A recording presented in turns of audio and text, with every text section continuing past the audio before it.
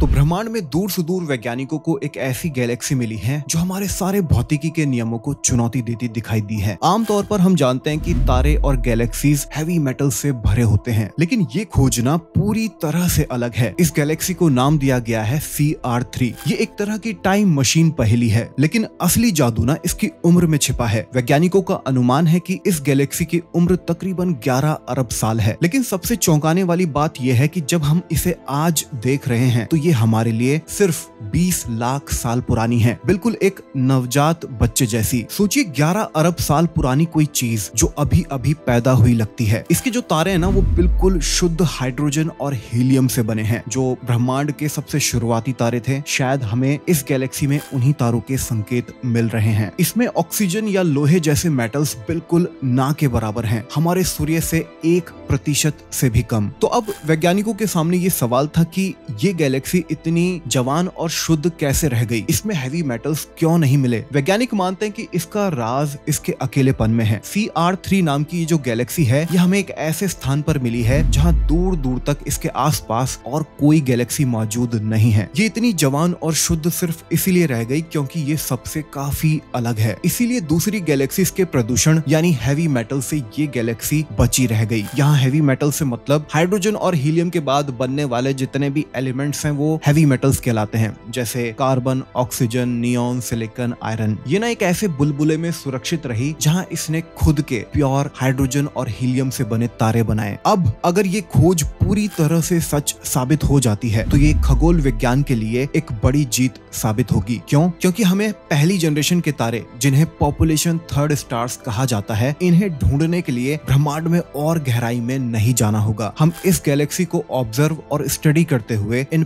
पहली जनरेशन के तारों को अच्छे से स्टडी कर सकते हैं। अच्छा चलो, अब एक क्वेश्चन आप लोगों के लिए, क्या हमें भविष्य में ऐसा टेलीस्कोप बनाना चाहिए जो हमें बिग बैंग दिखा सके? क्या ये पॉसिबल भी है? नीचे कमेंट करके आप अपनी राय रखिए। मैं आपसे मिलता हूँ अगली वीडियो में। फॉलो और सब्सक्राइब जरूर करना।